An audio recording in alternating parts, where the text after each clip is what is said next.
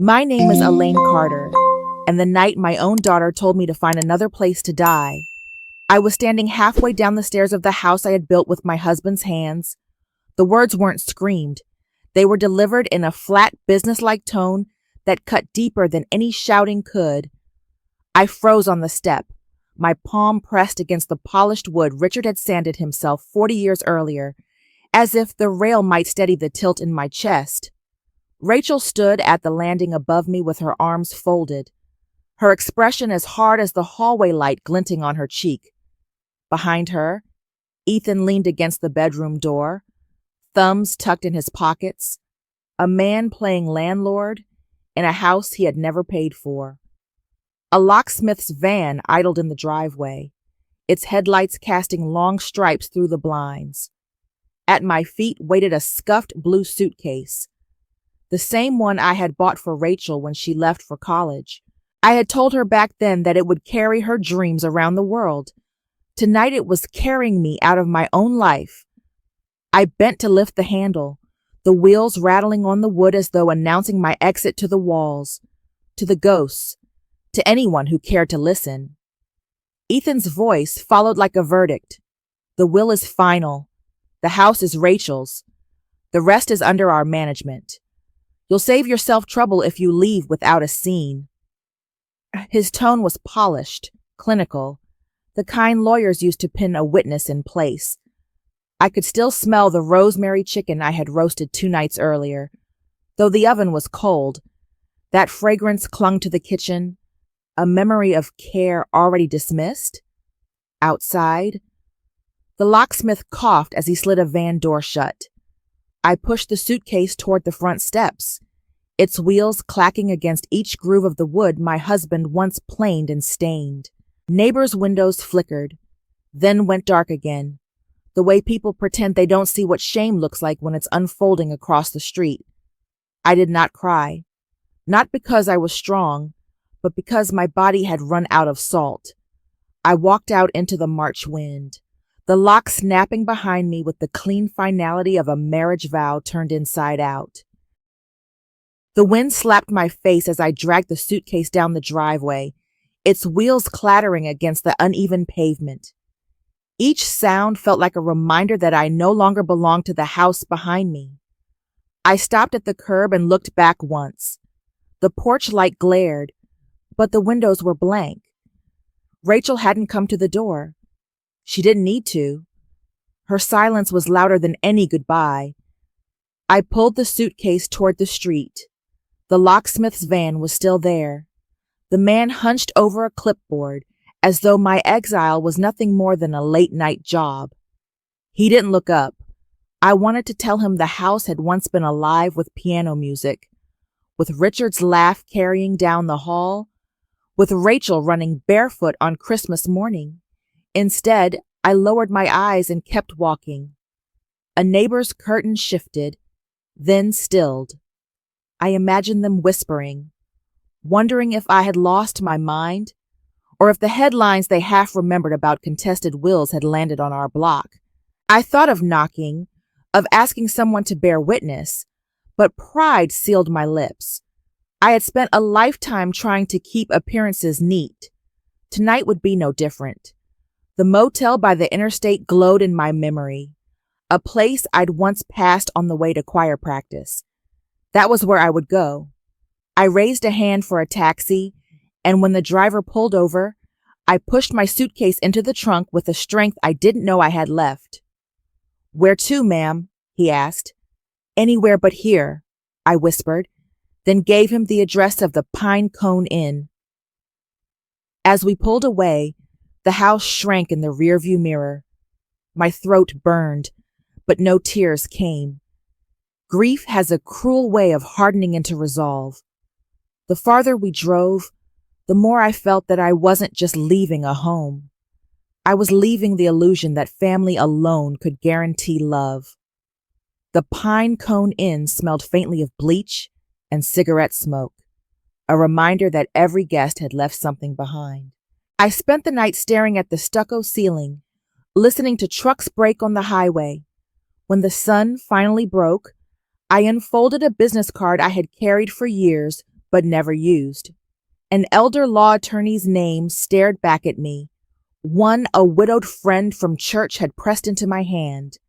I dialed the number before I could lose nerve. "Elaine," the woman said, her voice calm, deliberate. "You are not the first mother to walk away from a house she built. Come in at noon." Her office sat above a bakery downtown, and the smell of fresh bread mingled with coffee as she welcomed me in. "Miss?" Jordan had steady eyes, the kind that belonged to someone who had shepherded more than one soul through a storm. She poured me tea and asked me to start at the beginning. I spoke until my throat ached, the words tumbling faster than I expected. When I finished, she slid a folder across the desk. "This," she said, tapping the pages, "is your husband's original will, filed 2 years ago. The document your daughter waved at you is a forgery." The word struck like a hammer. My hand trembled as I scanned the clauses Richard had written. The house, the savings accounts, the investments, all left to me. And then one startling condition. Rachel was to receive $10 million through a trust, provided she maintained a respectful relationship with me. "Ms.?" Jordan dialed the trustee on speakerphone. A firm male voice confirmed what I scarcely dared hope. "Given the circumstances, distributions will be suspended pending review." I exhaled so hard it startled me. What had been stolen could, by law, be restored. "Ms.?" Jordan began drafting a temporary restraining order to freeze accounts and halt the house transfer. She handed me a thin folder labeled Actions. Walking back into the daylight, I called Rachel. My voice didn't shake. "Rachel Lynn Miller," I said, using her full name. "I am safe and I am represented. Do not contact me directly.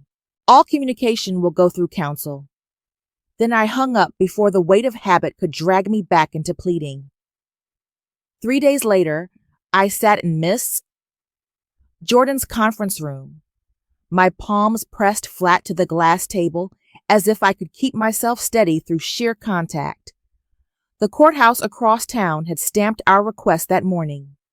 A sheriff's deputy served the papers at my old front door while I waited for word. And within minutes, a fax machine in the corner sputtered out the affidavit. "Service complete. Respondent informed." The temporary restraining order froze any transfer of property and barred the locksmith from changing the locks again. At the same time, the bank flagged Rachel's attempts to merge accounts, halting suspicious withdrawals she and Ethan had rushed to make. "You came to me quickly, Ms." Jordan said, adjusting her glasses. "They were moving faster than you realize." That evening, I checked into a different room at the Pine Cone Inn. Truckers gathered outside my window, laughing at jokes I couldn't hear, and I ate crackers with a plastic knife of peanut butter, pretending it was supper. The Weather Channel flickered in the background, but I wasn't watching. By morning, a headline on a local news site carried our story: "Investigation into possible will forgery in suburban home." Beneath the words was a photo of my azaleas blooming as if they belonged to someone else. Rachel called from a block number. I refused to answer. Ethan sent a text, a full paragraph that began with feigned concern and ended with a veiled threat, which I forwarded straight to Ms. Jordan. She copied the trustee and a county prosecutor, her fingers tapping like a pianist striking familiar chords. Later that night, Ethan left me a voicemail. His voice was even, until it cracked in the middle. "You can't do this to your own daughter." I stood in the motel bathroom, barefoot on the cold tile, and answered the mirror instead of him. "I didn't," I said aloud. "She did." At the first hearing, the judge extended the restraining order and granted me limited access to collect clothing and photographs. Escorted by a deputy, walking out of the courthouse, I smelled kettle corn from a vendor on the corner. "Ms." Jordan bought a bag and passed it to me. Salt and sweet, she said. I chewed and thought of Rachel at 8, her hands sticky with caramel, her laughter chasing me through a county fair. Memories have no respect for court orders. They arrive unannounced, carrying both the living and the lost. 2 evenings later, my motel phone lit up with Ethan's office number. I let it ring until the machine caught it, then sat frozen as his voice filled the stale air. You think the law is your friend? Your husband left footprints all over a shell company. Keep pressing this, Elaine, and you won't just lose your daughter. You'll lose every cent Richard ever touched. He spoke with the calm certainty of a man who believed he was holding a loaded weapon. When the message ended, the room felt smaller. I thought of Richard coming home late, loosening his tie, staring at his wedding ring as though it were a word he had to sound out. Grief had sealed those memories away. Fear flung the door wide. The next morning I carried the recording into Miss Jordan's office. She listened twice, then a third time, her face unreadable.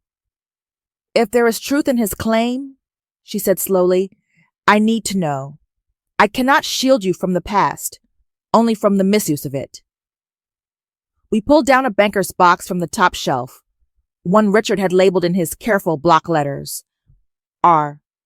Carter Tax.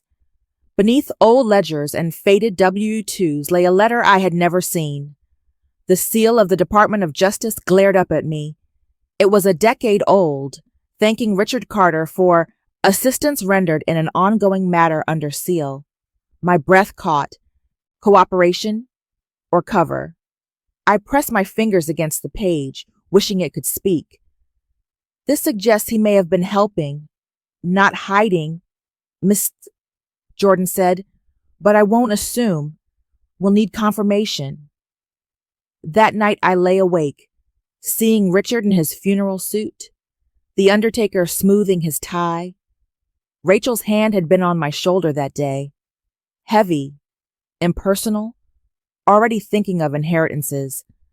Now the doubt gnawed louder than grief. By morning, Ms. Jordan's voice was measured. If they are exploiting your husband's history to shake you down, that is extortion. We take it federal. The word federal iced the room. I nodded, though my throat burned. Together we drafted a summary, attached the audio, and sent it to a contact at the U.S. Attorney's office. Back at the motel, I folded the empty kettle corn bag into neat squares until it fit in my palm. I wished Rachel would knock at my door with an apology. Instead, the ice machine groaned down the hall, the sound of promises no one keeps. The email arrived mid-morning, its language polished until it gleamed. Rachel's attorney proposed that if I allowed her to retain $5 million from the trust and withdrew the forgery complaint, she and Ethan would refrain from disclosures harmful to Mrs. Carter's financial interests. The words were velvet wrapping around a club. Mrs. Jordan read it twice, then set the printout on the table. Blackmail dressed as settlement, she said. They expect you to bend because they think exhaustion will break you first.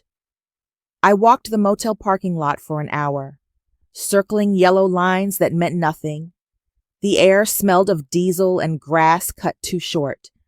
A family 2 doors down grilled hot dogs on a travel hibachi while their boy rode a scooter in slow, serious circles. His laughter floated into the dusk like something I had lost. I thought of Rachel at 5, begging for a second bedtime story. She always wanted the villain punished, but forgiven at the end. Mercy, she called it. Tonight I scrawled words on the back of the email. Mercy is not the same as surrender. Sleep came late. In a dream, Richard rinsed dishes beside me, water running over porcelain. You don't have to be the one who makes it easy for them, he said, his voice steady. I woke with the sentence still in my mouth. When Miss Jordan asked for my answer, I said, "No deal." I held my ground, quietly. Her nod was small but certain. "Then we take the next step." Our reply went back within the hour. Any further attempt to leverage supposed misconduct from the past would be reported as extortion. Not long after, the phone rang. A woman's voice introduced herself as Special Agent Caro of the FBI. She wanted to meet. The steadiness in her tone matched Miss Jordan's, and for the first time since I had been cast out, I felt something more solid than fear, a pillar rising beside me. The federal building downtown looked like a block of stone that had forgotten how to be kind. Inside, the air was cold enough to make me hug my cardigan tighter. Miss Jordan led me to a windowless conference room where a woman waited, her badge clipped neat at her hip. "I'm Special Agent Caro," she said, shaking my hand with the grip that belonged to someone who had steadied more than one trembling witness. She listened as we replayed Ethan's voicemail, read aloud the so-called proposal, and spread every document across the table. She asked questions that cut through the fog until the facts lay bare. "If they are threatening to use your late husband's past as leverage," she said, "we can set a controlled meeting. Would you be willing to wear a recorder?"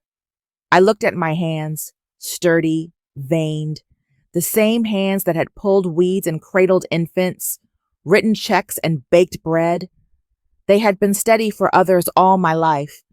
Now they had to be steady for me. "Yes," I said. My voice did not shake. Agent Caro explained the plan. I would invite Rachel and Ethan to a settlement conversation at my house, the one still legally mine, though its locks had been tampered with. Agents would stage nearby. All I had to do was ask clear questions. If they repeated their threats, the law would hear it from their own mouths. In the days leading up to the meeting, I trimmed my hair and bought a blouse the color of storm cloud sky. Not because vanity mattered, but because I needed a small piece of normalcy, a ritual of control. The morning of, a deputy unlocked my front door under court order. The air inside smelled faintly of lemon oil and the life I had lived there, in the living room. Agent Caro clipped the device beneath my collar. Its small hum felt like a second heartbeat. "Just be yourself," she said. I almost laughed. Who else could I be now? A week later, Agent Caro called me back to the federal building. This time the room had a window, and sunlight cut across the table in a narrow stripe. She set a thin folder before me and let me open it myself. Inside were copies of filings once sealed, now released, and a letter, newer than the one I had found in Richard's dusty box. It bore the Department of Justice letterhead and a prosecutor's signature I didn't recognize. The letter thanked Richard Carter for his service as a cooperating witness in a money laundering investigation 12 years earlier. He had risked his livelihood to help dismantle a ring that thrived on fear and cash. Payments had been made to him in structured installments, all documented and legal. Compensation for the years he had placed himself between criminals and the truth. I read it twice, then pressed my fingers to the page. It did not make Richard a saint. It made him complicated. And complicated was better than the lie Ethan had tried to wield like a weapon. Agent Caro watched me quietly. Whatever documents Ethan thought he had, they can't hurt you. We already knew, and the record is closed. Your assets are clean. I thought of Richard standing in the kitchen years ago, hands braced on the counter, the weight in his eyes when he said meetings had run late. He hadn't been hiding betrayal. He had been hiding danger. He never told me, I whispered. He was protecting you, Agent Caro said. Sometimes silence is safety. The floor of my life shifted back into place. The joist felt level again. I hadn't lost everything. I'd been carrying something heavier than guilt all along, a truth I didn't know. When I left the building, the sunlight struck me square in the face. I called Miss Jordan to tell her. then paused with my thumb hovering over Rachel's number. At last, I let it ring. Her voicemail picked up, her recorded voice casual, untroubled. "Rachel," I said slowly, "I hope you learn how to live honestly. I will not meet you without counsel again." I hung up and bought a sandwich from a cart outside. I sat on a bench, half the bread in my hand, half forgotten. A woman with a red umbrella guided her toddler across the plaza, steady and unhurried. For reasons I could not name, tears came then, tears I thought my body no longer held. 6 months later, the house no longer felt haunted, though its bones remembered everything. The judge admitted Richard's true will. The trustee ended Rachel's conditional trust for violation, and the deed carried only my name again. I bought a simpler sofa, left the dent in the carpet as a quiet geography lesson. Things rest in one place until they don't. In the front room, I set up a desk and a used laser printer. From there, I registered the Carter Foundation, a small effort to help older adults recognize and fight financial abuse inside their own families. Twice a week, the phone rang, and I answered with my full name, taking notes on a yellow pad, peppermints in a tin beside me. Each voice reminded me I wasn't alone. Sometimes I dreamed of a younger Rachel climbing into my lap after a nightmare, asking if the monsters were real. I would tell her they were, but that most monsters were made of choices, and choices could change. She didn't always believe me, even in dreams. Rachel wrote once. The card was tasteful, the handwriting careful. She didn't ask for money. She asked for time. I sent back a short reply. I hope you find what makes you kind. It was the only gift I could give her without betraying myself. Now, when I walked the neighborhood, neighbors waved in the same cautious way they had during the investigation. They knew my story and still chose to wave. That mattered. I am neither a heroine nor a cautionary tale. I am simply a woman who followed the paper until it became the road. Dignity, I have learned, isn't an emotion. It's a practice. The quilt you keep sewing even when the thread snarls. The steady refusal to bargain with those who demand your silence at a discount. At sunset, the Texas sky unfurled in orange and violet. I sat on the steps with tea in my hands and let the day end without my help. Justice had never been revenge. It was reclamation of a house, of a name, and of the right to remain standing when someone tried to erase me.